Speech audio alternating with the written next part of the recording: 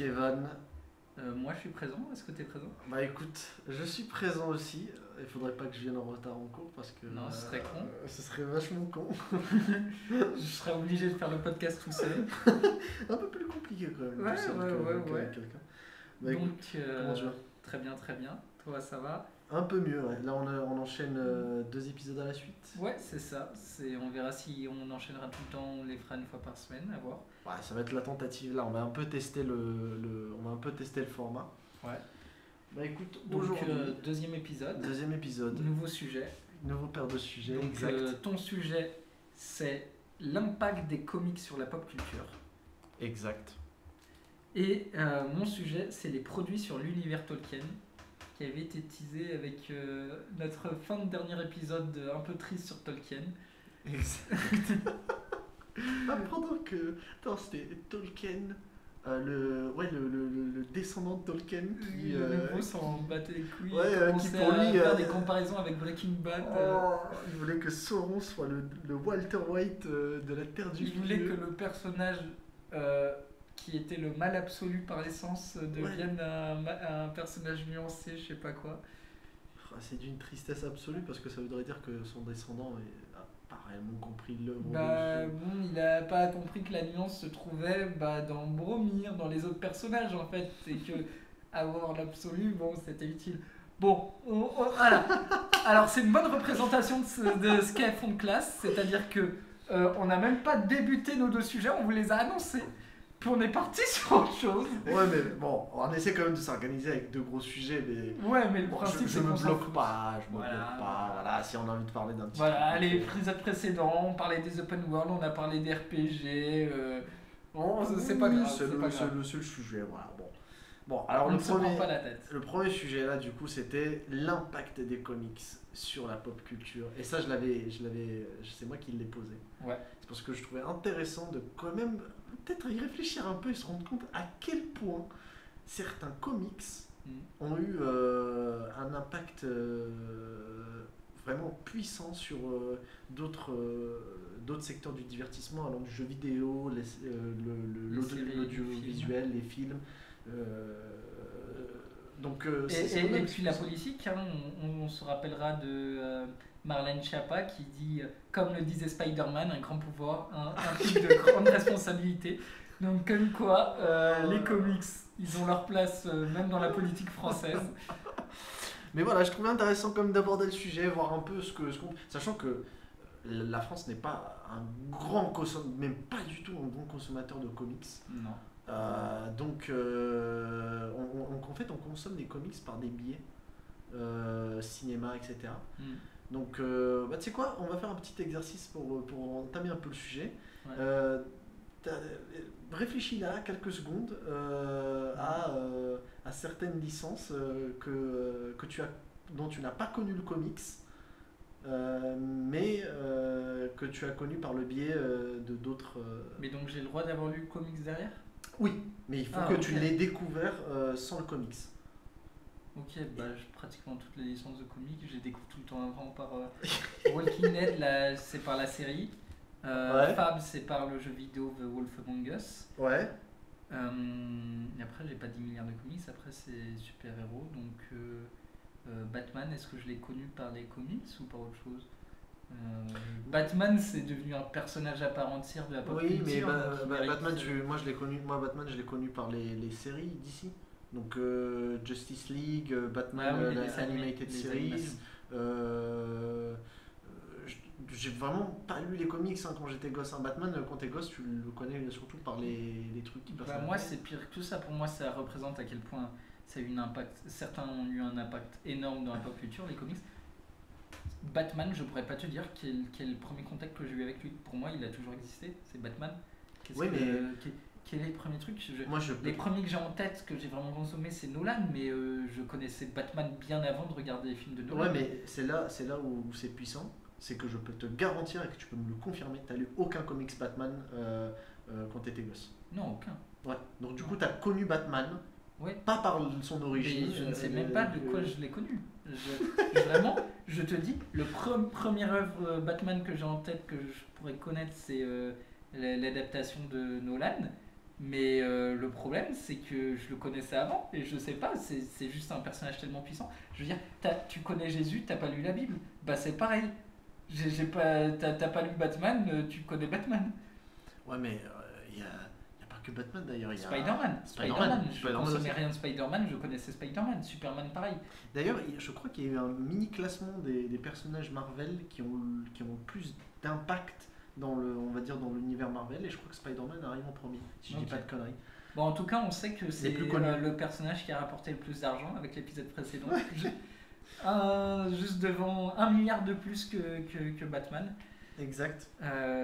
Donc voilà, donc c'était ton petit jeu pour essayer de se souvenir comment on a connu certains comics à travers leurs produits dérivés, quoi, à travers ce qu'ils ont donné.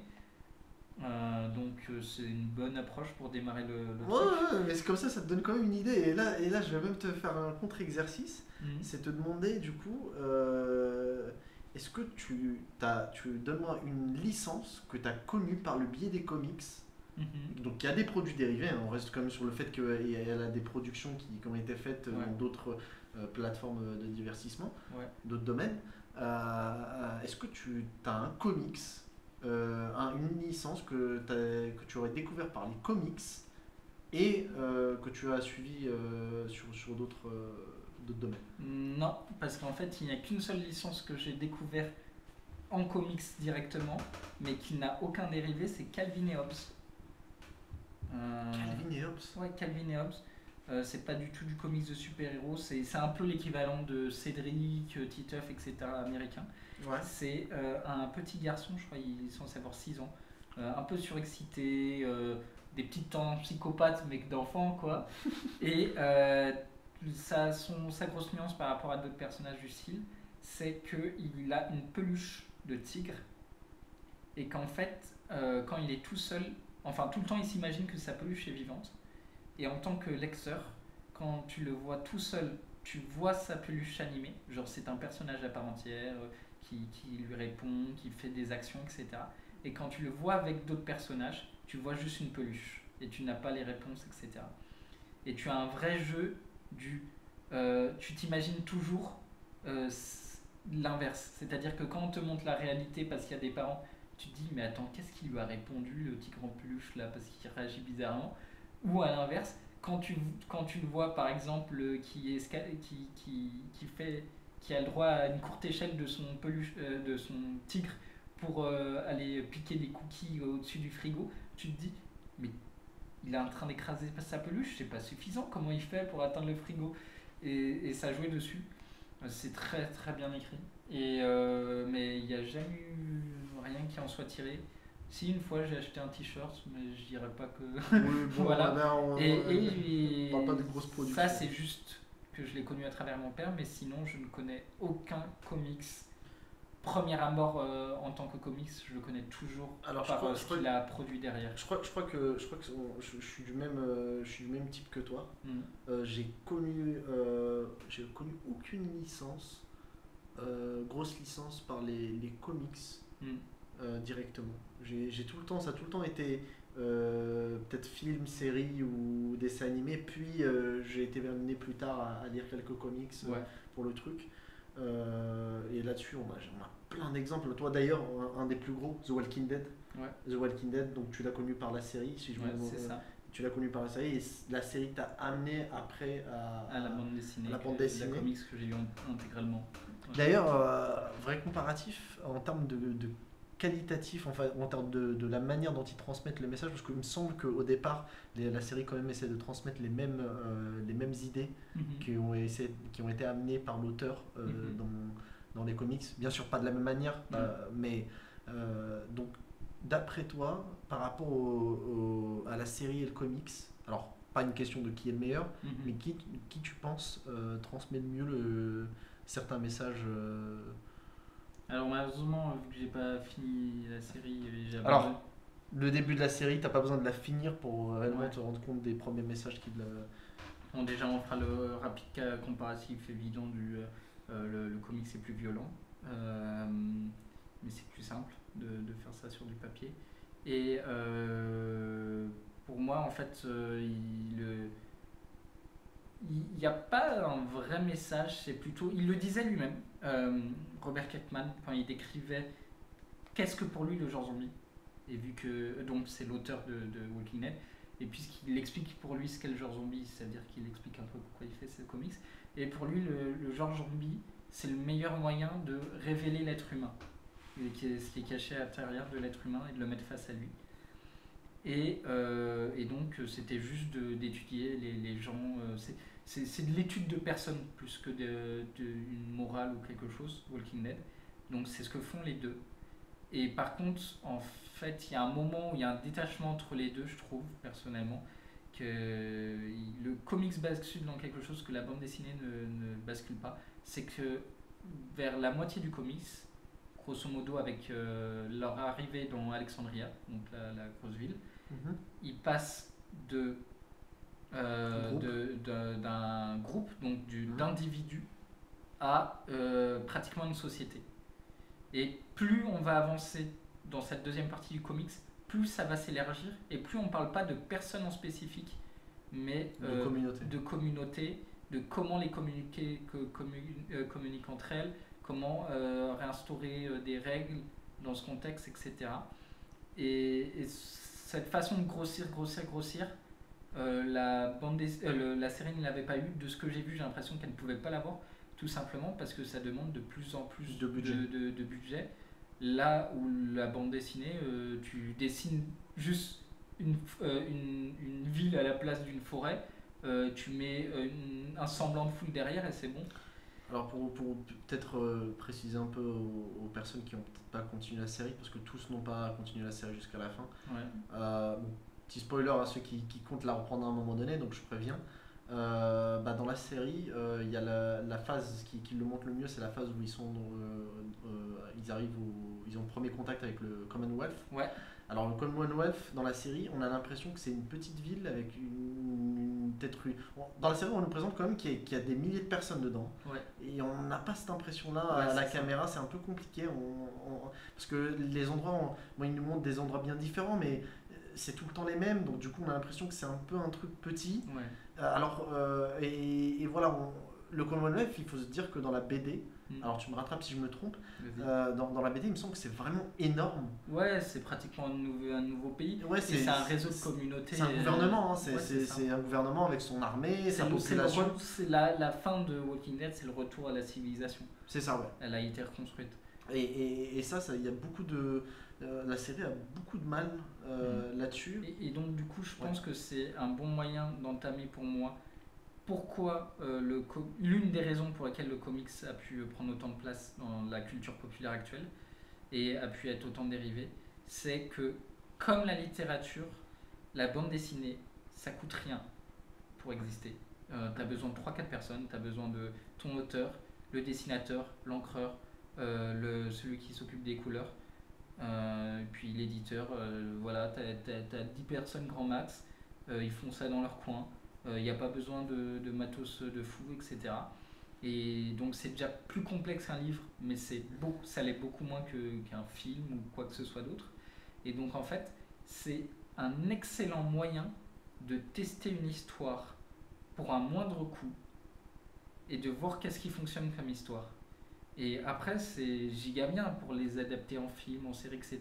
pour les producteurs, ceux qui sont prêts à investir. Mais on sait déjà qu'on part sur une bonne base. Quand tu démarres une série et que c'est l'adaptation de Walking Dead, bah, tu sais que l'histoire a déjà été validée par une section de la population. Et donc, c'est un réel avantage. Le livre sert à ça également. Mais l'avantage du comic sur le livre, c'est que c'est plus simple de le visualiser dans ses prochaines adaptations puisqu'il y a l'image. Et du coup, il y a moins de questions d'interprétation. C'est plus simple de coller à ce qui a été préexistant. Ouais. Et donc du coup, c'est parfait. C'est-à-dire que c'est le comics qui se ramasse quand il fait des nouvelles comics qui ne marchent pas. Et il n'a pas besoin de faire... À l'inverse d'une série où il faut faire une saison entière, puis après on décide est-ce qu'on fait la suite, etc. Le comics, tu fais tu fais une issue. Une issue, c'est un tome. Un tome, ouais. Les tomes, c'est ce qui regroupe les issues, donc on dit issue quand on va parler des comics. T'en fais une, elle marche pas, si tu veux vraiment forcer, t'en fais 2-3, puis au bout de 3, si ça a raté, c'est bon, t'arrêtes, c'est fini, et t'en publies d'autres. Et du coup, ça t'a coûté rien du tout en tant qu'industrie. En tant qu'industrie, ça va rien te coûter. En tant que personne, la personne qui a travaillé dessus, elle se sacrifie. Mais c'est beaucoup plus cher de se lancer directement sur un film, une série, sans savoir si ça va marcher, en espérant que ça va marcher. Et ça, c'est un super moyen de tester. Après, là, on arrive à un point un peu problématique. C'est que je crois que l'industrie, on en avait déjà discuté par le passé, mais l'industrie du comics ne se porte pas aussi bien qu'avant. Non, elle ne se porte pas du tout bien, mais pour des raisons qui sont extérieures au fait que ce soit un comics. C'est-à-dire que actuellement, le comics va mal, mais il s'est fait remplacer par son équivalent japonais, le manga. Actuellement, il y a beaucoup plus de mangas qui sont vendus aux États-Unis que de comics. En France, pareil pour la bande dessinée, les comics, ils sont battus par le manga. Et du coup, c'est juste le type d'histoire et la façon de la raconter qui ont été remplacés et qui les faisaient, mais ça reste le même support. Après, oui, mais ça donne, je trouve que ça donne pas accès au même. Voilà, quoique peut-être peut-être que c'est encore nouveau, peut-être que vu que c'est encore nouveau, c'est encore naissant. Mais alors, je sais pas encore si c'est une phrase qui est fausse, qui sera fausse plus tard. J'allais dire en fait, avant que je m'arrête, que le comics, le manga ne donnait pas accès forcément aux mêmes dérivés dans certains domaines que le comics. Mais je me suis rattrapé, pourquoi ? Parce que je pensais exclusivement aux films et aux séries. Sauf que ça commence à être fait. Alors les comics, on a plein d'exemples là-dessus. Hein. Ouais. On répète, Spider-Man, Batman, The Walking Dead, The Boys. Voilà, donc on a quand même pas mal d'exemples. Alors que précédemment, là, dans le manga, on a eu des tentatives d'adaptation en live action, que ce soit série ou film, qui ont vraiment pas fonctionné, mais je sais pas encore pourquoi. Est-ce que vu que c'est encore jeune, ils essaient encore de faire des tentatives? C'est que c'est jeune à être adapté, évidemment, parce que le manga est vieux. Il est plus vieux que ça. Ouais. Mais c'est plutôt les adaptations qui sont récentes. Et j'ai envie de dire que la bande dessinée, elle s'est ramassée. Enfin, elle s'est pas ramassée, mais elle a fait des trucs dégueulasses. Hein. Tu peux te renseigner. Il y a eu plein d'adaptations qui étaient nulles. Souvent, ce que les gens aiment citer, c'est la série Batman des années 60. Le Joueur du Grenier avait fait un épisode sur le film de la série. Ouais.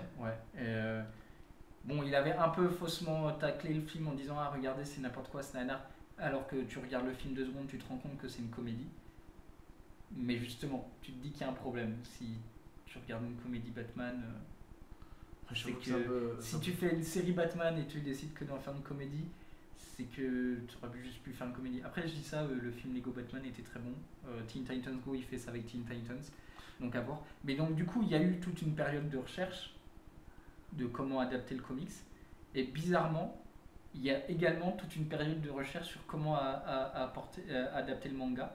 Et si ça se trouve, là, avec la sortie de One Piece, peut-être qu'ils ont commencé enfin à déceler comment ça marchait. Et que peut-être que les adaptations de comics, elles vont être remplacées. En fait, le problème, en fait, un des problèmes que je verrais possiblement avec le manga, je pense qu'ils n'ont pas encore trouvé ils continuent à chercher, ils n'ont pas encore trouvé exactement la recette pour adapter en fait le manga en visuel. Parce que bon, le comics, la recette a été trouvée depuis un moment. Ce qu'ils font souvent, c'est qu'ils prennent un tome et soit ils adaptent grossièrement les dialogues ou les personnages ou la problématique. En fait, ils trouvent un point d'ancrage sur le tome qu'ils essaient d'adapter en un épisode. Après, ils regardent combien de tomes ils peuvent adapter en un seul épisode. Le manga, ils ont tenté ça par le passé, ça n'a pas trop bien marché. D'ailleurs, ça a tellement pas bien marché que ça c'est même pas arrivé sur le territoire français. Il y a eu des live adaptations de Full Metal Alchemist, de- d'Attaque des Titans, des adaptations. Bon, ils font un peu mal aux yeux, mais il y a eu quand même des tentatives qui ont été faites, excuse-moi. Donc, je sais pas. Attends, là j'essaie de réfléchir 2 petites secondes, de poser quelles sont les adaptations qui ont bien marché. Alors, en dehors de One Piece, qui est le plus récent là, Mais je crois que c'est l'heure la actuelle, qui ont bien marché. Pokémon. Détective Pikachu, ouais. En film. Après, le problème, c'est ils adapté par un manga. On parle de manga. Ils ont adapté l'univers. Ils ont adapté l'univers, Ouais. sauf que c'est pas un manga à la base. Donc, Oui, mais mais en fait, c'est une nouvelle question. C'est pas la même chose que le comics. Parce que le comics, on a un personnage, on a Batman. ouais. Et on a 50, 100, 1000 versions de Batman différentes. On a raconté des centaines et des centaines d'histoires différentes qui reprenaient à zéro, qui le changeaient, qui le rechangeaient, qui le rechangeaient, qui le rechangeaient. Et du coup, apporter une nouvelle proposition, c'est normal.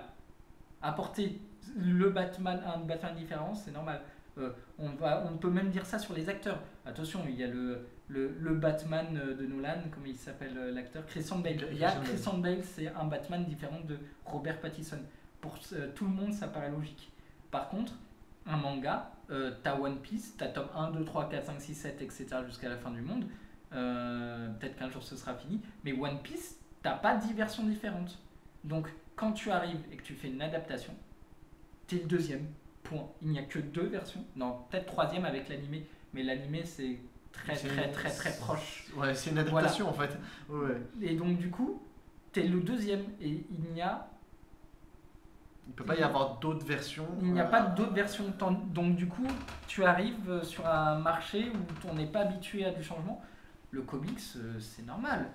C'est tout à fait normal. C'est construit comme ça. Donc c'est quelque chose de... Je dirais que c'est peut-être ça qui fait que la difficulté... c'est pas la même façon de les adapter. Et c'est peut-être pour ça qu'ils recherchent à nouveau. Mais en tout cas, je pense que quand même... le comics, s'il finit par un peu disparaître et laisser sa place au manga, il aura pris une place énorme et gigantesque. En vrai, j'y réfléchis, j'ai vraiment du mal. Parce que le problème, le truc avec le comics, c'est que, comme tu as dit, ça coûte pas cher à produire. Et le nombre d'histoires, en fait, ok, je vais le poser comme ça. La magie du comics, je vais prendre l'exemple de Thor, un personnage de Marvel. Que j'aime pas l'adaptation qu'on a fait Marvel, parce que je trouve que le problème, c'est que il n'a pas d'identité, il change à chaque film. Donc on a eu les 2 premiers films, je me rappelle plus le réalisateur, où c'était un Thor. Hein. Il y a eu de la blague, mais un peu plus sérieux. On a eu l'adaptation de Ragnarok, du coup je crois. Il me semble que c'était Ragnarok, le premier qui a été réalisé par...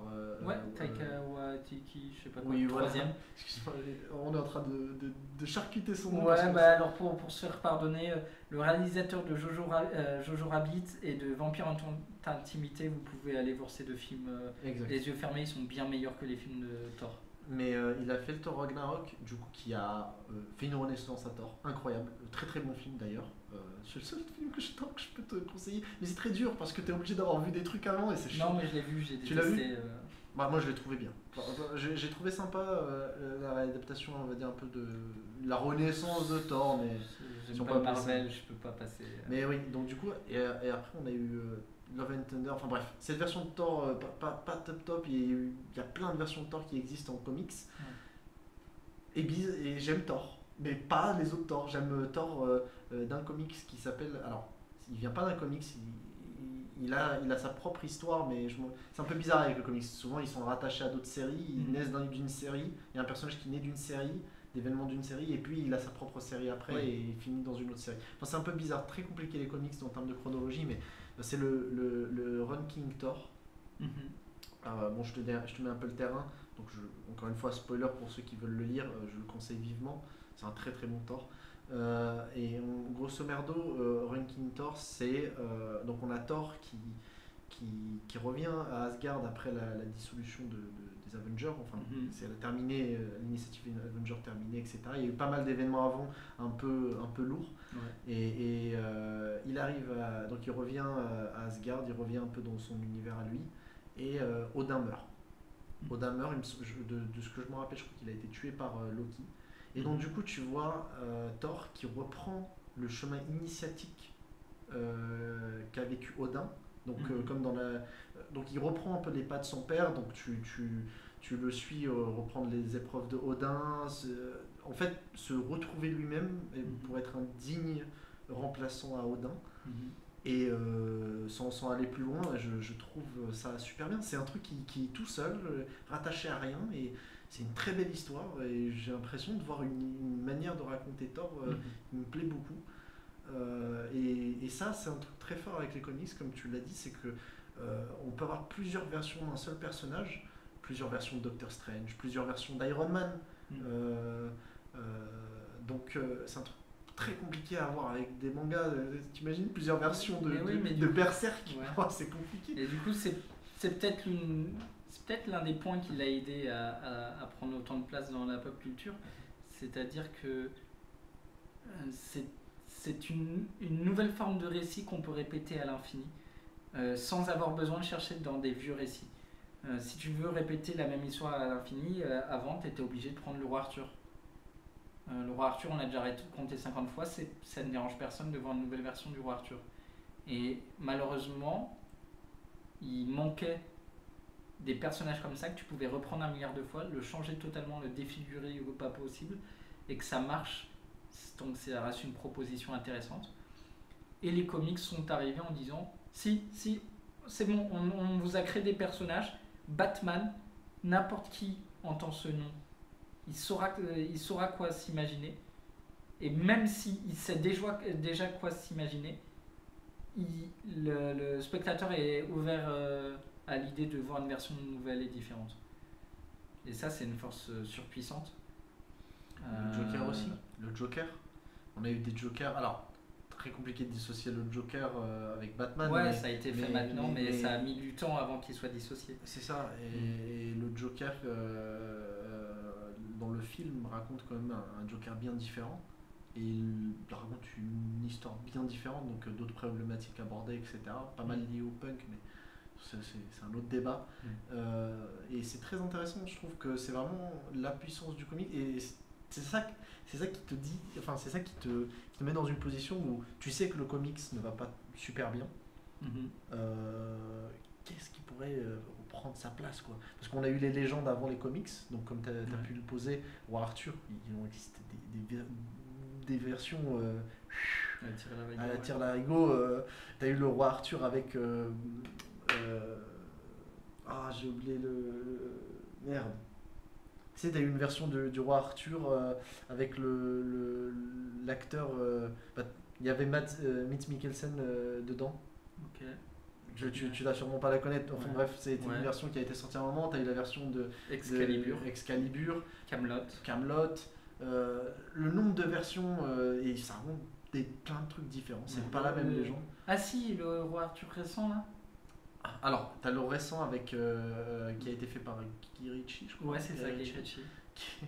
Qui fait trop marrer. Il a une manière très particulière de réaliser. Tu sais, c'est la réalisation un peu avec les dénouements finaux. Donc, on a pu vraiment, ça a été beaucoup utilisé. Ça a fait le succès de Sherlock Holmes parce que ça marchait super bien avec. Il a pris la même chose, il l'a fait dans les Grands Arthur. Enfin, bizarre un peu, mais c'était intéressant, ça a le mérite d'être intéressant, et tu as eu une autre version avant, etc. Donc tu as eu les légendes, les comics sont arrivés, ils ont donné un vent de fraîcheur, donc ça a donné naissance à toute cette vague de super-héros, de films de super-héros qui commencent à mourir, là, on arrive à la fin, les gens sont épuisés de... Après, donc, là on dit c'est en train de mourir, etc. Il faut se rendre compte que tous les genres meurent et ressuscitent un jour, mais meurent. Et c'est impressionnant le temps que ce genre aura tenu. Moi, j'étais le premier à dire ce sera mort après Endgame. C'est encore en train de mourir. C'est mourant, c'est fichu là.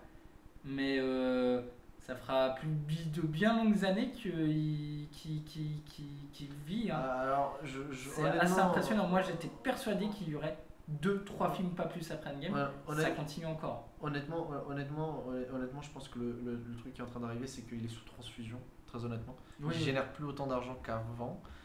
Il continue à sortir des propositions intéressantes, mais le problème, c'est que quand tu attaches une proposition intéressante à un univers qui pourrit un peu, très compliqué. Moi, j'aimerais bien.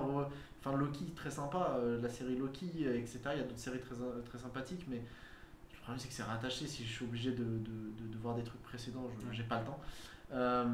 Mais ouais, te poser comme. Essayer de trouver un digne successeur aux comics, c'est compliqué parce que le manga, comme on l'a dit, il y a une continuité. Il ne peut pas y avoir 1000 versions de One Piece, il ne peut pas y avoir 1000 versions de Naruto, il ne peut pas y avoir 1000 versions de Berserk. Donc, donc tu fais une adaptation, tu ne peux pas en faire une autre. Très dur, très dur, et tu sais que le manga va sûrement avoir son temps. Va pas être aussi long que le comics, à mon humble avis. Je pense qu'on va avoir pas mal d'adaptations et ça va s'arrêter parce qu'au bout d'un moment, tu auras fait tout ce que tu pouvais adapter. Après, l'avantage du manga par rapport au comics, c'est que certes, il n'y a pas 1000 versions, mais il y a 1000 histoires. Enfin, il y a des millions de mangas qui sortent à l'appel, pas tous forcément bons, et ils n'ont pas tous un énorme public, mais il y a quand même beaucoup d'histoires, tu vois. Donc je me dis, ok, donc qu'est-ce qui pourrait venir après le manga, quoi. Alors si, déjà, là on a un concurrent actuel qui est en train d'exploser, mais qui prend son temps pour s'installer, ce qui est une très bonne chose, c'est le jeu vidéo. Le jeu vidéo, là ils prennent leur temps. Il y a eu les films Sonic, il n'y en a eu que 2 pour le moment. Il y a eu un film Mario, un film Pokémon. Une série The Last of Us. Une série Last of Us. Et il y en a vraiment, ça va très lentement, à part les petits trucs cachés, genre Resident Evil, on est ok, d'accord, c'est pour etc. Mais des gros blockbusters qui arrivent et qui disent on va tout détruire, ils prennent tout leur temps et ils arrivent un par un et effectivement ils détruisent tout. Et donc là où ils peuvent remplacer le comics dans leur fonction de pouvoir être réitéré 10 fois, c'est que Mario, c'est toujours le même pitch. 90% du temps, c'est Mario va sauver la princesse Peach, c'est un platformer, Mario se déplace, Mario saute, c'est fini. Ils continuent à raconter et à en sortir et ça n'étonne pas. Et l'autre franchise qui du coup pour moi est la prochaine qui sera probablement adaptée à Nintendo, parce que c'est celle qui... Zelda. Et Zelda, qu'est-ce que c'est qu'autre que ce récit qu'on raconte en boucle le même, mais tout le temps dans une version totalement différente. Après la différence, je dirais que c'est un piège un peu le jeu vidéo. Parce que Zelda, ça marche. Dans l'adaptation 1 milliard de fois du jeu, ça marche, mais tu peux, en gardant même le même principe, de toute façon c'est la même chose, c'est Link qui sauve... alors peut-être pas tout le temps, je suis pas sûr, mais Link qui du coup est l'élu et sauve Hyrule plus la princesse. Et tout en la battant princesse, le mal. C'est plus du tout totalement le cas qu'il la sauve à chaque fois. Ça peut être en plus, mais généralement c'est juste Hyrule. Et en tout cas, c'est tout le temps avec la princesse qui sauve Hyrule. Mais il la sauve bien sûr, tout le temps. Mais du coup, c'est combat contre le mal, Ganon. Paraît-il que c'est 2 personnages différents en fonction de la prononciation. Voilà, le mal. Contre le mal. Et le truc, c'est que ça marche avec le JV parce qu'il y a un JV. Le JV a quelque chose que le cinéma ou les séries n'ont pas, c'est le gameplay. Oui, mais comme on te le disait, Batman, t'as pu faire 50 versions de ça. Oui, mais Batman, dans toutes les versions qu'on a pu voir, il raconte pas la même chose. Le problème d'une adaptation de Zelda au cinéma, c'est que on peut prendre tous les Zelda actuels, ils racontent grossièrement la même chose. Ça, c'est parce qu'il te manque un outil. La trame entre guillemets principale est la même, mais la trame secondaire est toujours très différente, et c'est pour ça qu'il y a toujours un personnage secondaire fort. Moi, les 2 qui me viennent en tête, c'est le jeu des bateaux, tu es accompagné d'un capitaine, et c'est vraiment le personnage qui me vient en tête avec ce jeu. Avec Twilight Princess, c'est même dans le nom, c'est la princesse crépusculaire. qui te suit pendant tout le jeu, Midona. Pareil, il y a toujours des personnages secondaires forts qui racontent une histoire différente du personnage secondaire précédent. Et là-dessus, ils arrivent souvent à énormément se réinventer. Bah, le truc avec ça, je dirais que ça marche bien dans le jeu vidéo parce que, encore une fois, c'est que t'as pas que ça. T'as tout un nouvel. Enfin, toute une nouvelle manière de jouer qui arrive avec.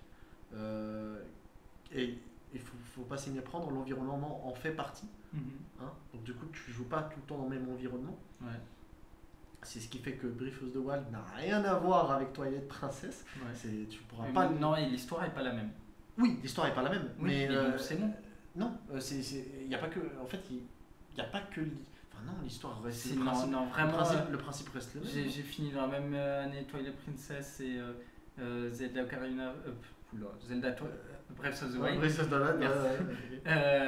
Pour moi, l'histoire est totalement différente. Tu prends juste la toute fin où tu dis, c'est la même, tu combats Ganon à la fin, mais le trajet et tu penses totalement différent. Et très honnêtement, tu penses que. Alors là-dessus, on va complètement dans le flou parce qu'on ne pourra jamais confirmer, mais tu penses réellement qu'une adaptation de Zelda au grand écran on peut la recycler pendant un temps. Après, tu me diras que Zelda, ça reste comme une légende en fait. Ça reste comme une légende. Oh, mais je suis d'accord, monsieur. Alors, sachez qu'on est en train de réagir parce qu'on avait une vieille discussion là-dessus. Que monsieur avait remporté le débat en disant que ce n'était pas une mythologie. Pas une mythologie. Mais en fait, c'est une légende. C'est une légende. Donc, du coup. Ouais, il y a un accord 10 ans après. Voilà. Mais je t'avais dit déjà à l'époque que pour moi, cette conversation n'était pas finie au fond de moi. Bah là, elle est terminée. Ah, là, elle est finie. Non, mais Zelda, du coup, non, je retire ce que j'ai dit. En fait, la manière. En fait, c'est. Mais nous sommes ouverts d'esprit dans ce podcast. Non, mais dans le. Parce que moi, j'avais un blocage là dans la conversation qu'on avait, c'est parce que je pouvais pas la caser, je pouvais pas catégoriser l'histoire, parce que tu m'as prouvé qu'on pouvait la changer avec Twilight Princess, ouais, mais on a toujours les mêmes protagonistes, il y a toujours le même fonctionnement. Ouais.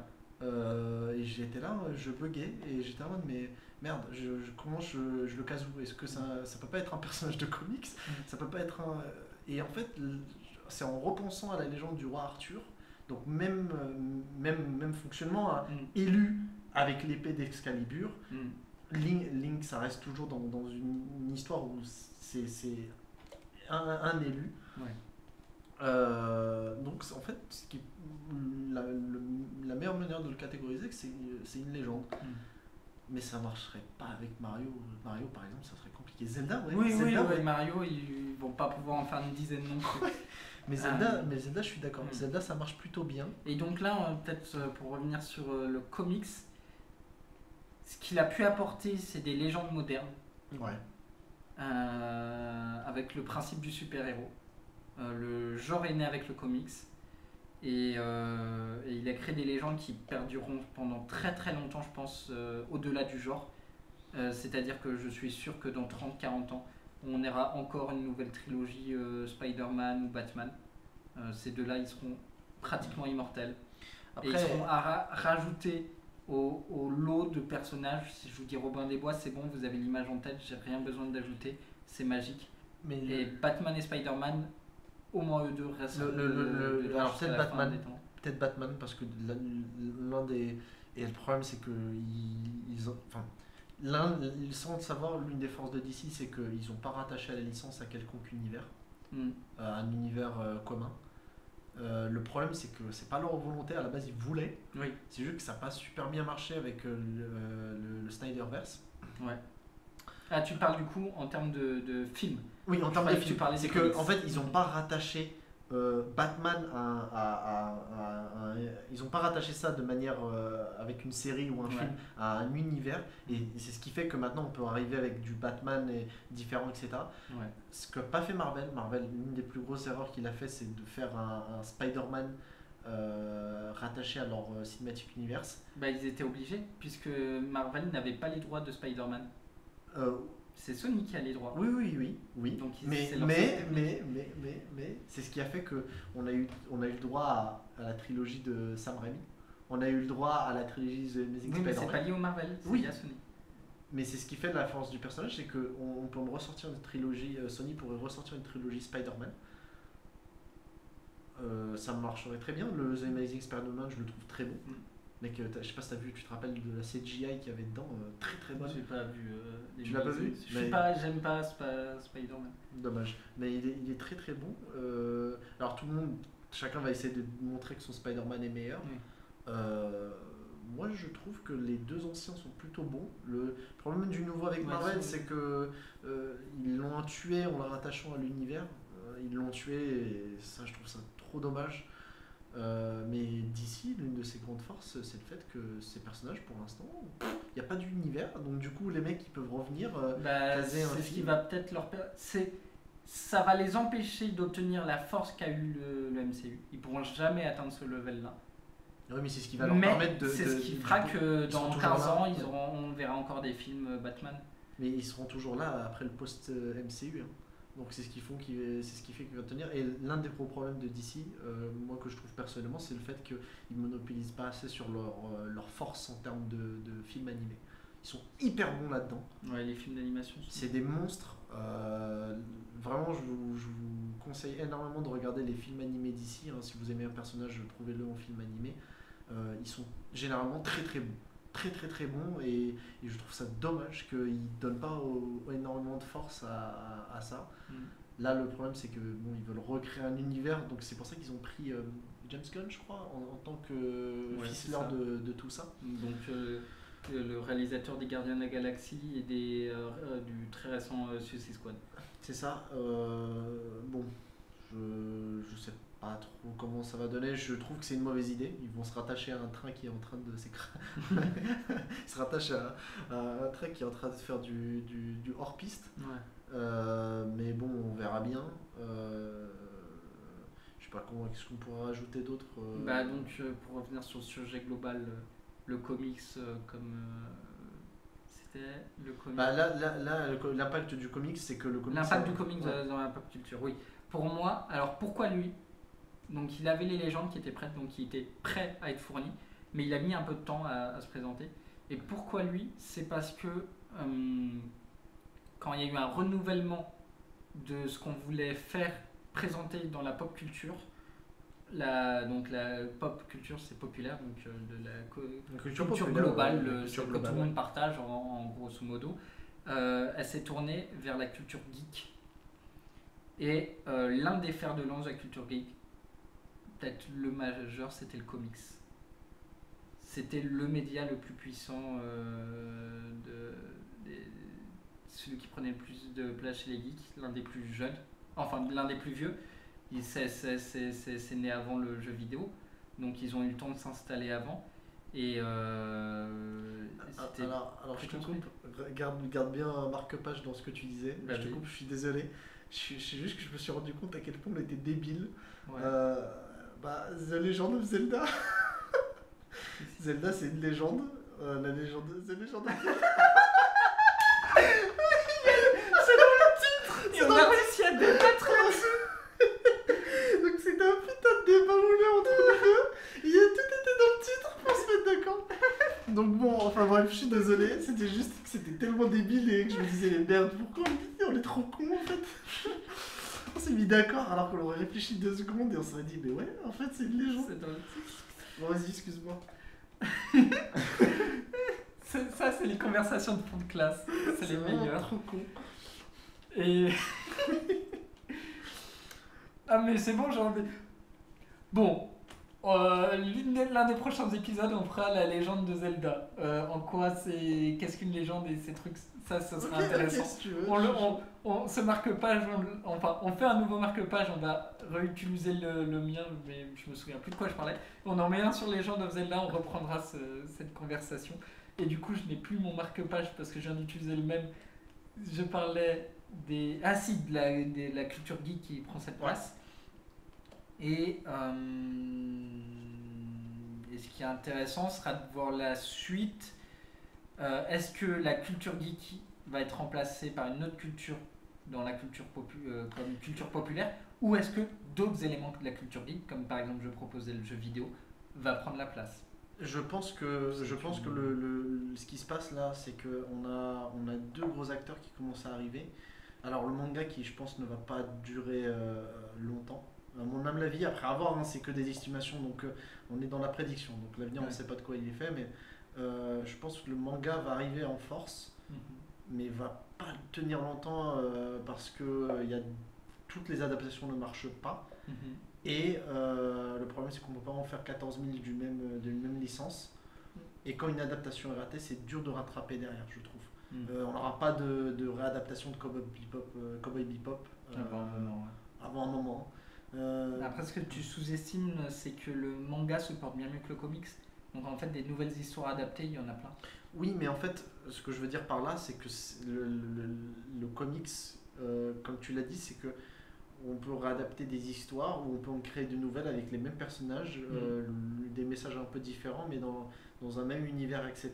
Et on peut le réadapter à des moyens, on peut les mettre à l'échelle en fait. On peut mettre à l'échelle de l'histoire dépendant des moyens qu'on a. Le problème du manga, c'est qu'on n'a pas ça. Le problème du manga, c'est qu'on a tu choisis d'adapter quelque chose qui est plus adaptable. Oui, mais c'est pas tout le temps le cas. Là, si tu vas adapter un gros nom, un nom que beaucoup de gens connaissent, donc une garantie. Quand tu adaptes Batman, tu as une garantie avec le nom. Et c'est pour ça que c'est plus simple d'adapter un Batman, un Spider-Man, un Superman. Parce qu'il y a une garantie avec le nom, c'est que tu n'as pas besoin d'aller chercher un autre public. Tu en as déjà un. Le problème du manga, c'est que tu as des grosses licences qui marchent, que les gens connaissent. Dragon Ball, on connaît, même de loin. Naruto, on connaît même de loin. One Piece, on connaît même de loin. Mais si tu commences à aller chercher des mangas, bon, je vais prendre un truc qui n'a rien à voir, mais juste pour la blague, Boku no Pico, je crois, c'est comme ça le nom. Je connais pas. Enfin bref, à Ecchi, un manga, je me rappelle plus, c'est un manga gay ou quelque chose comme ça. Enfin bref, un truc de niche. Et c'est très compliqué de trouver un public, quoi. Sauf qu'il existe autre chose que des titres ou des personnages sur lesquels appliquer un nom. Il existe aussi des choses comme les studios. Et tu vas voir en 2 secondes, ça va être fini. Miyazaki. Studio Ghibli. Studio Ghibli. Je te dis Studio Ghibli. Et je vends le prochain film, je ne t'ai même pas dit ce qu'il y a dedans. Et un très bon exemple, Miyazaki va sortir son dernier film là. Il a publié une dizaine d'images, je crois, quelque chose comme ça. Il a dit, vous n'aurez pas le pitch et il n'y aura pas de trailer. Alors je suis tout à fait d'accord, mais Studio Ghibli, il a surtout été connu pour du coup c'est films animés. Oui. Et il a tout le temps fonctionné comme ça. Et donne-moi un autre studio connu qui fait de grosses adaptations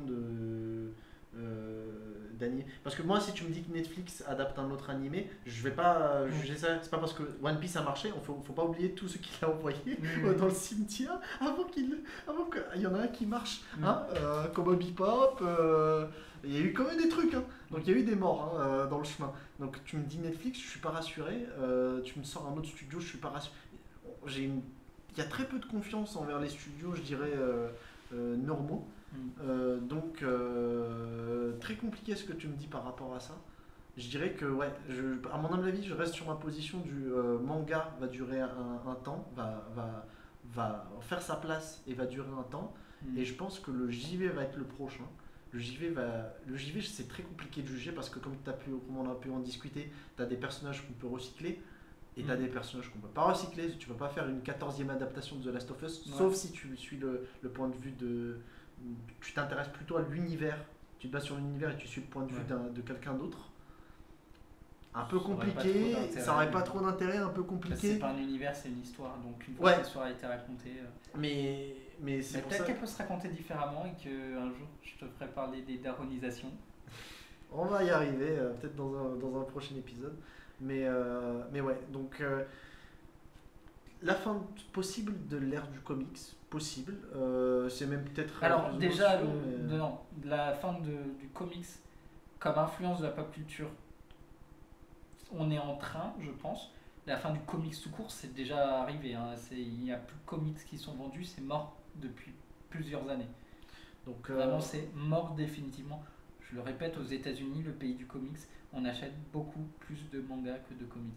Donc actuellement le comic est mort et avec du retard, la pop culture comique est en train de mourir. Comics.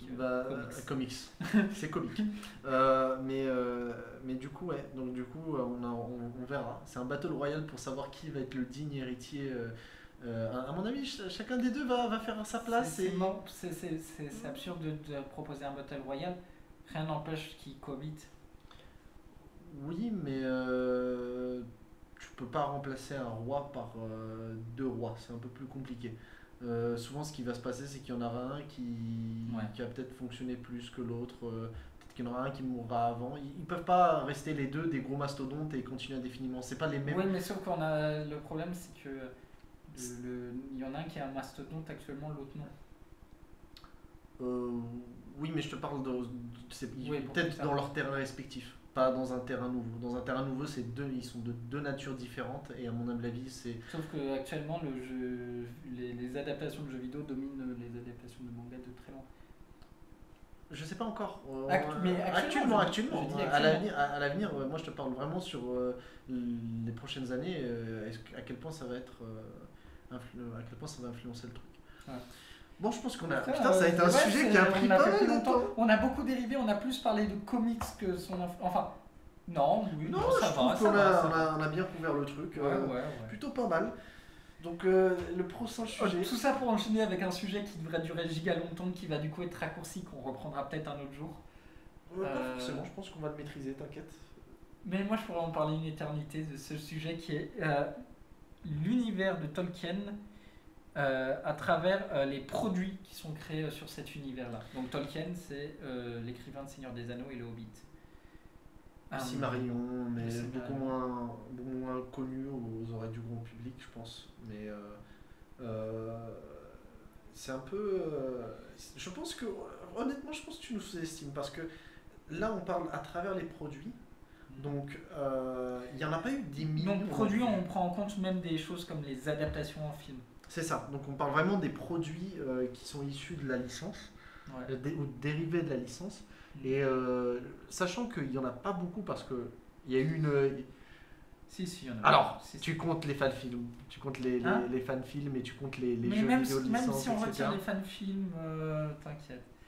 Je pense que du coup, on va commencer par le premier. C'est quoi, vas-y. Le tout premier, c'est un dessin animé d'une quinzaine de minutes sur le livre Le Hobbit.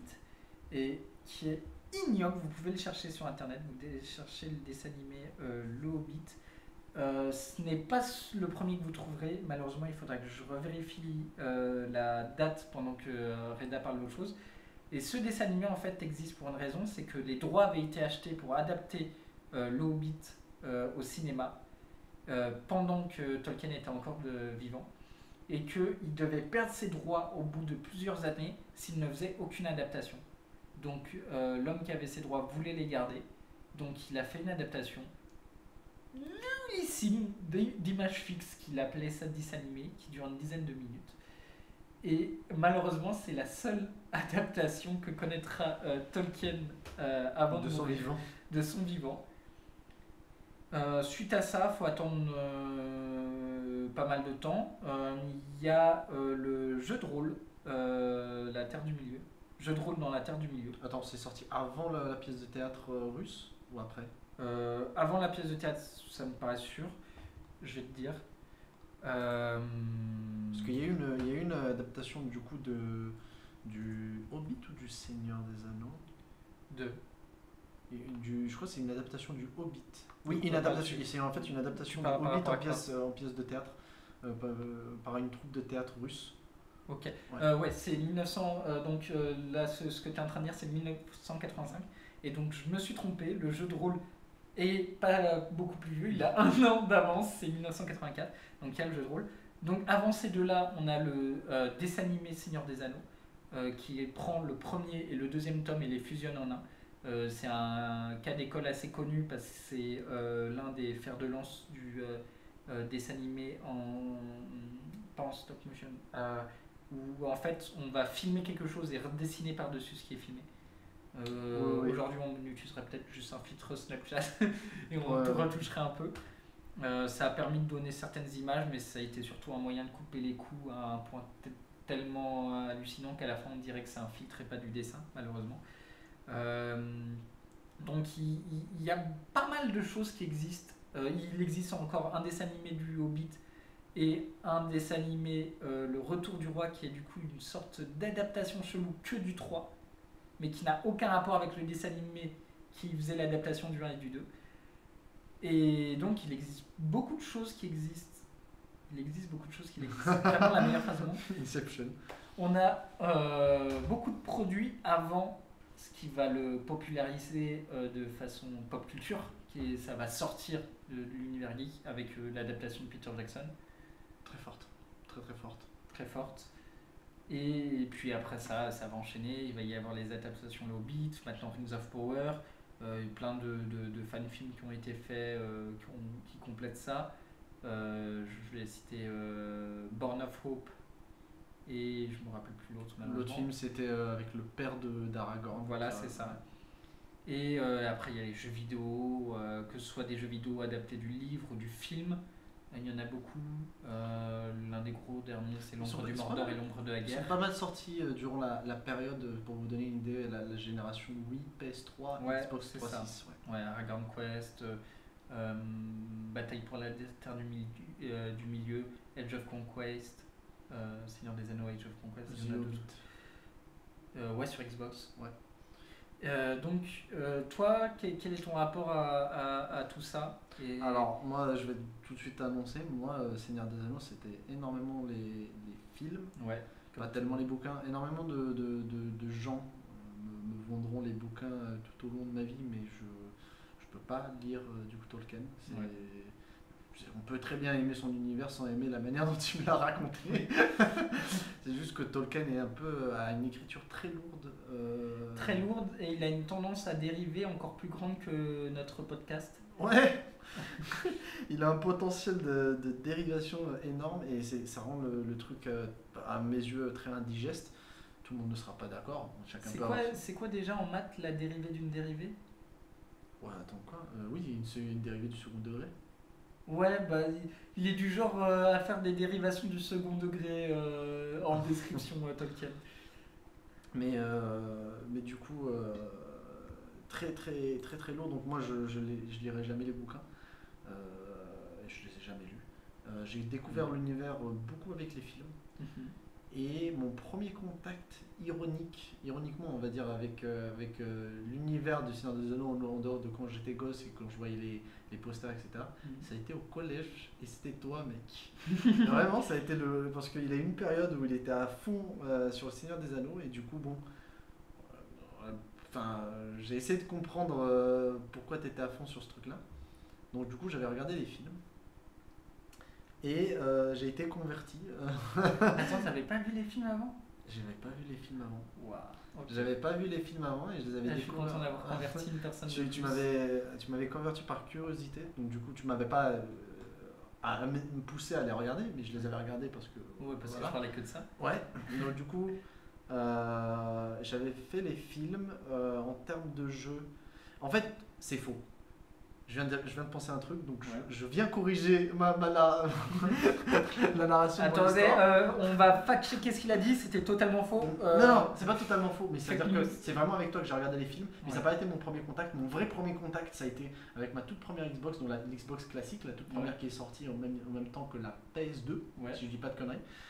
J'avais Seigneur des Anneaux. Je me rappelle plus c'était lequel. C'était une adaptation du film, du coup, une adaptation de la franchise, une adaptation de l'adaptation de Peter Jackson,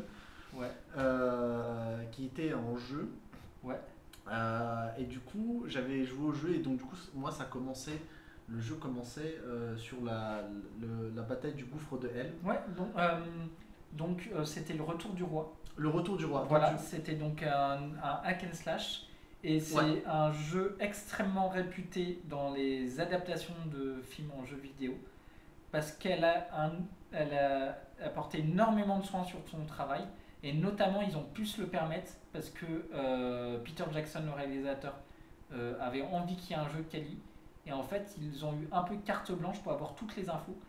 Souvent, il faut savoir que les adaptations de jeux en film, soit ils les font bien après, soit ils les font avant, mais on leur donne pas les infos. Et donc c'est pour ça que souvent les personnages ils ont pas la même gueule, plein de choses comme ça où l'histoire est pas la même et qui finissent dans les égouts avec la fameuse quête des égouts. C'est parce qu'ils ne savent pas ce qui se passe dans le film. Et là, c'est tout l'inverse. Ils y ont énormément accès, tellement que les cinématiques c'est des extraits du film, si tu te souviens bien, entre les différents trucs. Et ce jeu était pourtant sorti avant le film. Mais ils avaient eu quand même le droit de les publier. Genre, c'était une sorte de pub ultra qualitative. Et donc c'est vraiment un jeu qui dénotait des autres adaptations de films en jeu qui étaient là pour se faire du pognon. Et du coup, je te laisse continuer à parler. Du coup, tu as découvert Seigneur des Anneaux en premier lieu par ça, sans... Ouais, ça c'était le premier contact. Okay. Donc le premier contact. Alors moi, le seul truc dont je me rappelle maintenant, alors sûrement quand j'étais gosse, je me rappelais beaucoup plus, mais là, ce qui m'a plus marqué, c'était le début, avec la cinématique, avec l'arrivée de Gandalf. Ouais. Ça, c'était hyper marquant quand j'étais gosse. Je me suis dit, quand même stylé, très très stylé. Parce qu'en plus, ça, tu joues le moment où il arrive, tu sais, sur le pont, il défonce tous les orques, là, enfin, au bout d'un moment, ils sortent, et il défonce tous les orques, et il y a la lumière... avec J'ai mon ancien moi qui est en train de se réveiller là. Ça fait très longtemps que je ne suis pas lancé dans la licence, mais t'entendre parler des orques dans le gouffre de M alors que c'est des urukai, ça réveille en moi là, je suis insupportable. Non mais je suis pas très très bon avec les noms. Mais... Non mais c'est moi qui... je repars. Et donc du coup c'était la première fois où du coup j'avais ce contact là avec la licence. Après, le réel moment où j'ai été baigné dedans, c'est quand j'ai maté les films. Alors, j'ai dû mater les versions courtes parce qu'il y a des trucs. Et c'est un regret, je pense. Parce que j'aurais beaucoup de mal à les remater. Mais j'ai maté les versions courtes, il me semble, parce qu'il y a beaucoup de scènes du coup, qui sont pas très bien amenées dans la version courte et ça fait un peu bizarre. Notamment la mort de Boromir, je crois, c'était ça. Moi je la trouvais, je me rappelle, elle m'avait marqué comme étant. Elle était hyper marquante pour ceux qui avaient vu la version longue. Et moi qui ai vu la version courte, j'étais en mode ok, bon, il est mort, tant pis. Et ouais, j'ai pas, après ça, j'ai pas non plus passé énormément de temps à regarder les fan-films, etc. Mais je sais que ça a été une. Moi, les films, ils m'ont beaucoup marqué. Parce qu'après, c'est surtout ce qui a été amené après. Donc, on a pas mal parlé à l'époque, etc. On avait même fait un jeu de table. On en avait fait ? C'est pas un jeu de rôle, c'est un jeu de table. Je sais pas si tu te rappelles. J'avais une pochette, je l'amenais et on avait créé la map dessus. Et on avait créé un jeu de strat dessus.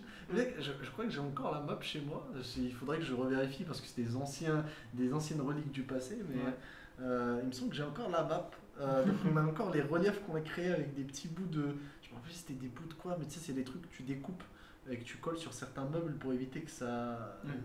Donc du coup, il y a ça, il y a des dessins qu'on a fait, il y a des trucs. Donc assez sympa, on avait fait un truc. Mais voilà, en dehors de ça. C'était beaucoup d'échanges. J'ai pas beaucoup joué au jeu, j'ai pas beaucoup regardé les fan-films. Je crois qu'il T'as pas fait l'ombre du Mordor ou Alors, l'ombre d'Agar ? je rebondis là-dessus. C'est les deux seuls que j'ai réellement touchés parce que en fait, c'est pas tellement la licence qui m'a attiré. Que le gameplay. C'est réellement le gameplay. Hyper jouissif. Hyper jouissif le gameplay. Enfin. Trop stylé en fait. Je sais pas comment ils ont. C'est très très bon en fait. Ils ont été très très bons de faire en fait la superposition de l'âme de l'elfe, des deux personnages et en fait ça ressort. En fait la fusion des deux ressort une sorte de nouvelle entité très imposante et dans le jeu en fait on joue un personnage qui est accompagné d'un esprit qui va nous aider et en fonction des coups qu'on fait c'est un personnage ou l'autre qui va apparaître à l'écran. Visuellement pendant qu'on fait l'action et la transition entre les deux est vraiment incroyable. C'est vrai que moi je trouvais ça très très stylé, très impressionnant et les deux sont bons. Ouais. C'est vraiment un jeu quali. Et c'est très étonnant parce que en fait, le premier opus a proposé du coup un gameplay avec des trucs très intéressants. Et le deuxième, juste Il l'a perfectionné. perfectionné en fait. Et c'est très rare. Et je te noterai là-dessus, je crois que c'était toujours Warner Bros. Qui produisait, je crois, Le Monde du Mordor. Ouais. C'était quoi le studio derrière? Je sais plus. Il faudrait rechecker. Parce que pendant que tu checkes, je vais continuer à reparler du truc. Mais ouais, très très très bon jeu. Il ramenait un gameplay très frais. Et c'est super rare les jeux à franchise. Et surtout, en dehors du gameplay très frais, une histoire. Une histoire incroyable aussi. Très très bonne histoire. J'ai beaucoup aimé. Ils ont raconté une nouvelle narration dans l'univers Tolkien. Monolith Production, ça dit quelque chose? Non, ça me dit rien. Et Behavior Interactive sont cités tous les deux. Monolith, si. Monolith, ça me dit un truc, mais pas bien. Pas le second. Mais ouais, en plus, ils ont ramené un nouveau truc, le système Nemesis, qui va jamais être utilisé, malheureusement. Merci les brevets. Mais ouais, en dehors de ça, j'ai pas eu d'autres trucs. Alors j'ai enfin l'information, donc Ouais. le premier adaptation de Le Hobbit là, de 12 minutes, tout pourri, etc. C'est 1967. Elle est trouvable sur YouTube si vous voulez la voir. Bonne chance pour la finir. Horrible. Elle est horrible, imbuvable. Mais ouais, c'est vraiment moi, comparé à toi qui a fait de la natation dans le truc, moi vraiment j'ai juste mis mes pieds au bord de la piscine et voilà, j'apprécie sans réellement plus. C'est pas vraiment une licence qui m'a. Voilà quoi. Mais bon, je te redonne les rênes parce que je pense que toi t'auras pas mal de trucs à raconter vu que c'est un truc En qui a fait, quand même c'est pas mal l'une personnes. des. Ça nous paraît logique maintenant, mais ça l'était pas avant. C'est l'une des premières œuvres à univers. Développe un peu, essaie de C'est définir l'une des un peu ce que premières tu es en train de œuvres dire. qui présente au-delà d'une histoire Ouais. un univers conséquent qu'on peut s'imaginer et qui est suffisamment précis et grand pour pouvoir créer d'autres contenus autour de ça sans avoir à énormément inventer. Et c'est probablement, je pense, l'une des premières œuvres où le mot lore est apparu pour parler de cette œuvre. Tu sais, moi, je ne vois pas qui précède. J'allais sortir une folie et alors peut-être pas Conan parce que Conan son univers est ouais bon. Conan, Waouh. il le dit lui-même, hein, le créateur, c'est un assemblage de différentes choses de la réalité. Lui, il n'a pas cherché à créer un univers. Et il est historien à la base. Voilà, et en fait, il faisait même avant Conan, il faisait des récits historiques. Et s'il s'est mis à Conan, c'est parce qu'il a dit que. Et en fait, il a continué à faire des récits historiques à travers Conan. Par exemple, il y en a une, c'est le Fort Alamo. Je ne sais plus comment elle s'appelle, mais c'est une adaptation du Fort Alamo, qui est une histoire texane. Mais il en avait juste marre du récit historique parce qu'il disait oh, je vais adapter ça. Puis quand il commence à écrire, il se rendait compte qu'il était bloqué parce que on sait déjà qui gagne à la fin. Il n'avait plus le droit de changer l'histoire. Et du coup, ça l'a saoulé. Il a dit c'est simple, maintenant ça va plus être historique, ça va être Conan. Mais il a continué à raconter des trucs historiques à travers ça et d'autres choses. Et donc, l'univers, au fur et à mesure des histoires, vu qu'il balançait, il dropait des noms au pif en mode oui, il y a cette contrée-là. Oh, cette fois-ci, ça se passe chez les tellement, je sais pas quoi. Les gens ont pu reconstruire un univers derrière, mais c'est pas ce qu'il a créé. Tellement qu'il a fait des trucs au pif, ça c'est super drôle. Il n'y a pas de map fixe oui. du truc. À chaque fois, il y a des nouveaux trucs qui sont rajoutés. Alors il faut savoir, je crois qu'il y a eu plusieurs écrivains. Donc il y a eu l'écrivain de Conan, Robert Howard. Robert Howard, mais c'est pas lui qui a été l'origine, vraiment le mec qui a été à l'origine en fait de l'univers Conan. Ça a été les mecs qui ont écrit après. Ouais. Donc c'est pour ça que c'est pas une œuvre univers. Et Tolkien, ça l'est tellement que l'univers a précédé l'œuvre. Tolkien est un linguiste. Et ce qu'il adorait par-dessus tout, c'est inventer des langues. Et pour lui, une langue, si vous voulez plus d'informations là-dessus, mais de façon digeste, le film Tolkien, qui parle de la vie de Tolkien, est vraiment bon. Et donc, ce qu'il aimait, c'était inventer des langues. Et pour lui, une langue ne pouvait pas être dissociée de son histoire. Et donc, vu qu'il inventait des langues, et qu'elle ne pouvait pas être dissociée de son histoire, il fallait bien une histoire associée à sa nouvelle langue. Donc, une nouvelle histoire. Donc, il a créé des univers autour de ça. Puis un jour, il s'est dit, je vais quand même écrire un livre pour mes gamins. Il écrivait pour ses gamins beaucoup, notamment il faisait quand ses enfants envoyaient des lettres au Père Noël, il y répondait. Et ça a été publié, on peut lire les lettres au Père Noël de Tolkien, enfin des réponses Père Noël de Tolkien. Et donc il a voulu écrire un récit pour ses enfants. Il s'est dit, bah tiens, j'ai un univers qui existe, je vais le shipper, ça va pas être compliqué. Il écrit le Hobbit, il le fait publier, ça marche du feu de Dieu. Et du coup on lui dit, fais une suite. Et il fait, ouais, ok, d'accord. Puis en fait, il taffe tellement que sa suite, c'est 3 énormes bouquins qui s'appellent Seigneur des Anneaux, tome 1, 2 et 3. Et c'est juste un fou. Et il y a plein d'autres œuvres écrites par lui qui sont sorties après sa mort, où en fait, ce n'était pas destiné à être publié, mais il avait des notes partout, parce que comme je dis, vraiment, c'est un univers qu'il écrivait, pas des histoires. Et son fils, Christopher Tolkien, ce dingue, il a tout lu, et puis c'est lui qui les a reconstruits, les a corrigés, qui a fait des choix parfois, parce que parfois il avait écrit plusieurs versions d'une même histoire, et donc son fils a dû choisir, le connaissant, il a dû préférer cette version-là, etc. Et on a pu avoir le Silmarillion par exemple, qui est né après sa mort, et d'autres éléments comme ça. C'est sûr que et c'est vraiment l'un des premiers. Et je pense que l'un des bons exemples, c'est que moi, quand j'étais jeune, il a fait partie de la trilogie des univers qui portait toute notre école. Enfin, les gars plus que les filles, mais globalement tout le monde. Qui était Seigneur des Anneaux. Star Wars, qui a adapté ce travail d'univers au cinéma. Et Harry Potter. Qui a adressé ce travail-là aux enfants, et bien, même si Star Wars c'est censé l'être, mais voilà, elle a choisi que ça se passe dans une école pour les gamins, quoi. Et donc du coup, c'est extrêmement bizarre parce que aujourd'hui, c'est normal d'avoir des super-héros qui ont un film, une BD, un jouet, un je sais pas quoi, etc.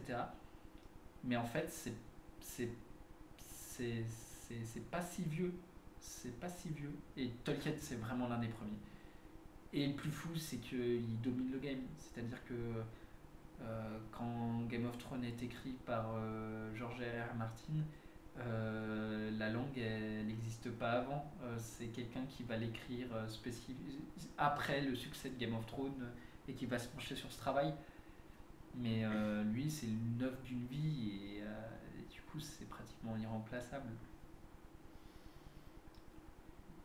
Et c'est pour ça que c'est aussi simple d'avoir autant de produits dérivés dessus. Mais assez bizarrement... C'est compliqué de renouveler, enfin d'écrire un truc nouveau. Ouais, mais assez bizarrement, à l'inverse d'autres trucs comme par exemple le MCU, etc., les gens restent bloqués sur l'histoire qu'il a écrite, le Seigneur des Anneaux. Et j'espère qu'on va réussir à se débloquer, ne serait-ce que ça puisse devenir une légende comme d'autres choses, et qu'on arrête d'être fixé sur la version de Peter Jackson. Si on pouvait avoir d'autres adaptations. C'est très compliqué. Alors, je crois qu'il y a deux trucs qui rendent le truc super compliqué. Alors, maintenant, je sais pas si ça va toujours être le cas. Le premier truc, c'est surtout les droits. Ouais. Les droits sont un peu éparpillés. Alors, une grosse partie des droits est possédée par une énorme entité qui rachète plein de studios de jeux vidéo, parce qu'ils voulaient faire des adaptations de jeux. Et ils ont dit, tant qu'à faire, on fera des films. Tant qu'à avoir les droits. Ouais, les droits sont pas centralisés, et il y a un autre problème, c'est qu'il me semble qu'il y a comme une volonté de avoir un univers assez en bloc. Ouais. Donc à la différence d'un Batman, tu peux pas réinventer le Seigneur des Anneaux. Ouais, t'as raison. c'est dur, hein. Ouais. C'est un travail très dur et c'est ce qui fait que en fait tu peux avoir en fait c'est un manga. Tu peux avoir l'histoire adaptée une fois, mais une réadaptation neuve, c'est compliqué, hein. Très très dur. Donc c'est pour ça que je pense que la série, en fait tout ce que tu peux faire c'est peut-être raconter des moments de la chronologie qui n'ont pas été adaptés. Donc ça a été la tentative, avec des grosses guillemets. Rings of Power. Ouais, Rings of Power, une tentative avec des grosses guillemets. Pourquoi je dis ça? C'est parce qu'ils n'avaient pas réellement les. En fait, ce qui s'est passé, c'est qu'ils n'ont pas réellement les droits de l'intégrer à l'univers. Donc, du coup, ils ont fait un truc alternatif. Genre, c'est un genre de. Déjà, ils n'ont pas les droits des films, donc ils sont liés qu'aux livres. Ouais. Et en fait, vu qu'il existe plein de sous-livres, etc., qui ont été publiés grâce au fils, ils ont eu les droits aux appendices. Et non pas des droits de ce qu'ils voulaient adapter, c'est-à-dire le Silmarillion. Donc ils sont en train d'adapter quelque chose dont ils n'ont pas les droits, qui est cité à quelques moments dans les appendices, et du coup ils n'ont le droit que de construire là-dessus. Et du coup, s'ils collent trop à la vraie version, et ils sont attaqués pour les droits, puisqu'ils colleraient à un autre livre dont ils n'ont pas les droits. Donc ils sont vraiment en train de jouer à un jeu de dupes où c'est... quelle comparaison? Je vois même pas comment comparer ça. Mais c'est comme si tu achetais les droits de la Bible pour adapter la vie de qui serait cité dedans. C'est même pas les droits de la Bible, c'est que t'achètes en fait les premiers essais des droits de la Bible, enfin les premiers essais de la Bible, dont tu peux adapter que pas la Bible. Et Oui. du coup, avec les morceaux que tu essaies d'adapter la Bible. Oui. Non, c'est comme si la Bible, je crois que c'est un assemblage de pas mal de témoignages différents des apôtres, etc., sur la vie de Jésus. Et comme si tu avais le droit qu'à un seul des points de vue, mais que tu n'aies pas le droit que ça ressemble aux autres, parce que sinon, tu n'as pas les droits. C'est une situation très, très bizarre, mais du coup, c'est un peu piégé de base. C'est le problème, en fait, du coup, avec la série, c'est que du coup, ça donne à la fin un truc... je sais pas, c'est un enfant mort sur le bord de la route, quoi. Malheureusement, la série n'est pas super bonne. Alors il y a des gens qui vont apprécier dans ce cas-là, tant mieux pour vous, hein. Je suis très content pour vous que vous puissiez apprécier un produit labelé. C'est même pas labelé, c'est labelé à nous de pouvoir. Voilà. C'est labelé à nous de pouvoir, mais c'est pas super bon. Les musiques sont bonnes, les musiques sont très bonnes. Les musiques sont très bonnes, mais les images sont très bonnes aussi. Ils ont fait un très j'ai bon travail. C'est beau, mais l'histoire, bon. Ouais, ça pas voilà. Donc du coup, c'est ce qui rend le truc compliqué, c'est qu'est-ce que tu peux adapter? C'est marrant. Donc je suis d'accord avec toi finalement. On se retrouve avec un univers précurseur, un univers complet, mais que veux-tu adapter dedans? Que veux-tu en faire en fait? Et à la différence, et c'est peut-être pour ça que je te dirais que ça a été le précurseur, il a été très bon pour s'installer, il est incroyable mais il faut comprendre, il est remplacé par tout le monde. Il est incroyable à traverser, c'est-à-dire quand je parle de traverser, c'est soit lire les bouquins, soit voir les films, enfin le vivre, vivre une partie de l'univers, mais c'est pas un univers très adaptation friendly. À contrario, à côté t'as Star Wars qui du coup te vend un univers et putain les nombres de bouquins. C'est vrai. Là tu vas adapter un truc à Star Wars, t'es même pas obligé d'aller chercher dans ce qu'a fait George Lucas. Tu vas dans le Legend, là tu prends ce qui te plaît. Une histoire. Je suis en train de me dire, t'avais cité Conan et c'est un très bon exemple. Suite à la mort de Robert Howard, il y a plein de gens qui prennent la relève. Ça paraît normal. Qui a pris la relève de Tolkien? Personne ne peut. Parce qu'en fait, il a créé un univers, mais c'est un auteur qui a créé cet univers. Et l'univers n'est pas vierge. Il y a et c'est très compliqué parce que... au sein même de l'univers, et non pas de l'histoire, il y a déjà des morales, des influences, etc. Et recréer tout ça avec quelqu'un de nouveau, en fait, même en dehors de ça, si tu voulais créer une continuité, c'est très compliqué de faire du... En fait, c'est très compliqué de ne serait-ce que ressembler à Tolkien. tu peux pas. Parce que déjà, il faut que Tolkien avait, on va dire, plus ou moins une liberté, vu que c'était lui-même qui crée, qui est à l'origine de l'univers. Donc, il a une liberté dans la logique et de la manière dont il ficelle l'ensemble, enfin, son tout.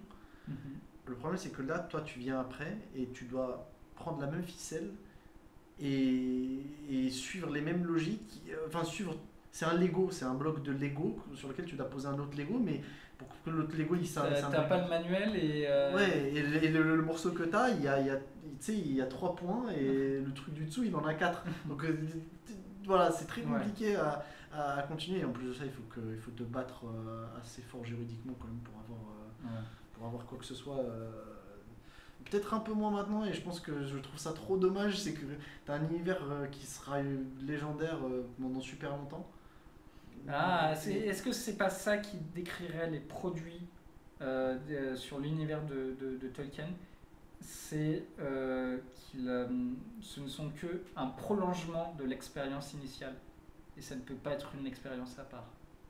Ouais. Prenons l'exemple Ombre du Mordor, l'histoire de Talion. Talion, c'est juste un gars qu'on a chopé comme ça, on s'est dit on va lui foutre une histoire. Alors, il n'existe pas hein, dans l'univers de Tolkien, enfin de la main de Tolkien, il n'a jamais existé. C'est juste qu'ils se sont dit ok, on va choper un mec. Je crois que c'était un soldat. Non, c'était pas un soldat, c'était un ranger. Je me rappelle plus c'était quoi sa position. Je me rappelle plus, mais c'était un truc du genre, un ranger ou quelque chose du Gondor. Si je dis pas de conneries, il faut me rattraper si je dis de la merde.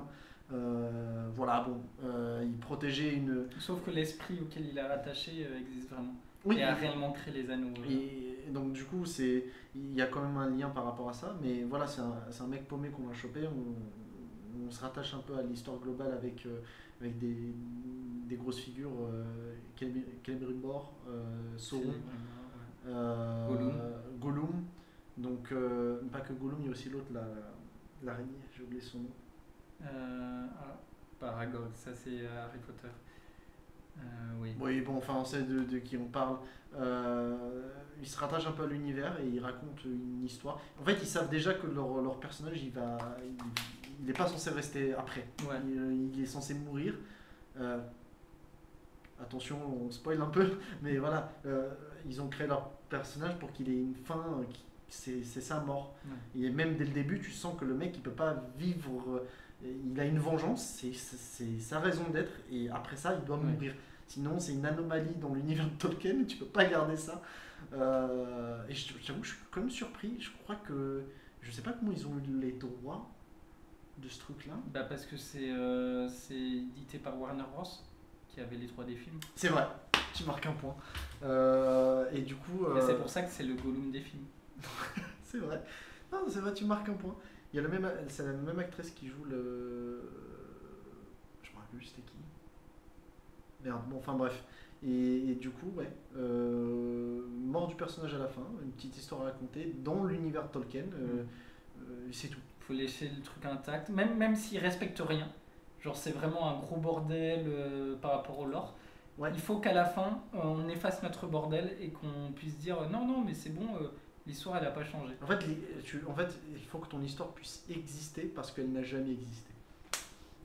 c'est bizarre à dire, mais il faut que Talion meure, il faut que Celebrimbor ne soit plus là, il faut que tout s'arrange à la fin et qu'il n'y ait aucun impact. Ouais. Donc, même dans une œuvre, comme on le dit, qui ne respecte rien normalement, genre vraiment. Ouais, t'as un combat avec Sauron, mec. Ils s'en foutent totalement de la logique. Mais même une œuvre comme ça, quand tu touches à Seigneur des Anneaux, t'es obligé de laver derrière toi. C'est ça. Donc je pense qu'on est un peu arrivé vers la fin du sujet. On l'a quand même bien brossé celui-là.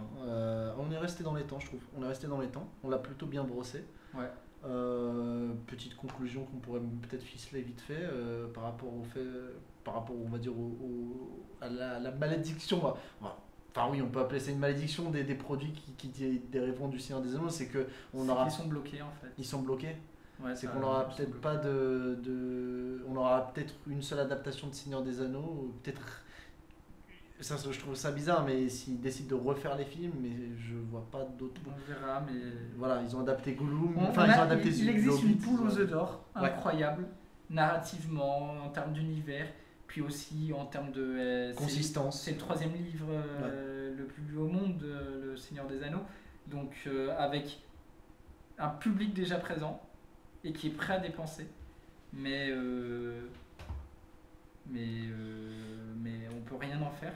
Et c'est peut-être beau parce que ça en fait une œuvre qui touche beaucoup de monde et qui est presque immunisée au reboot. Non, mais non, aux entreprises et à la thune.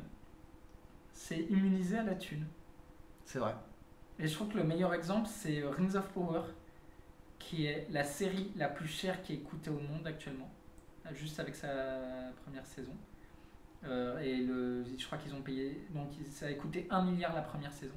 C'était 250 millions rien que pour avoir les droits. C'est un truc de malade. Tout ça pour pas avoir les bons droits en plus. Hein. Les droits des miettes quoi. Voilà. Et ça coûtait 1 milliard. Et même avec ça, c'est devenu un fiasco et la communauté elle a dit mais non c'est pourri, ça va rater et ça a raté. Alors peut-être pas toute la communauté parce qu'il y en a quand même certains qui ont kiffé. Oui mais pas pour rembourser une série à 1 milliard. Ouais. Pas du tout. Mais ouais. Je pense que c'est un peu la malédiction de cet univers-là. Et c'est peut-être ce qui va le sauver. C'est peut-être ce qui va faire que d'ici peut-être 100 ans... Ce qui fera qu'il sera pas... en fait, c'est d'ici 100 ans, tu peux décider on va dire que la population d'une certaine manière a été reset, si je peux me permettre le terme. Ouais. Et du coup, tu peux raconter Le Seigneur des Anneaux. Je sais pas, on verra. On verra pas. Enfin si, j'espère qu'on verra dans 100 ans, ça va. Je sais pas. On verra dans d'ici 100 ans, on verra bien. Ouais, c'est la fin de l'épisode, ce sera on verra. C'est ça, c'est la conclusion. Bah écoutez, je pense que j'espère que ce sera un épisode assez consistant. L'épisode précédent et je pense qu'on n'atteindra pas toujours les 1h25. C'est ça, mais je suis plutôt content, on a réussi à des beaux gros sujets, beaucoup plus gros que l'épisode 1. Ouais. Donc beaucoup plus consistant. Après, est-ce qu'on peut être plus grand qu'un open world, un monde ouvert? Est-ce qu'on peut vraiment être plus grand qu'un monde ouvert? Je ne sais pas. Oui, mais non, je fais juste des jeux de mots. Mais on se retrouve au prochain épisode. Ouais. Et puis bon, bonne récré. Ouais.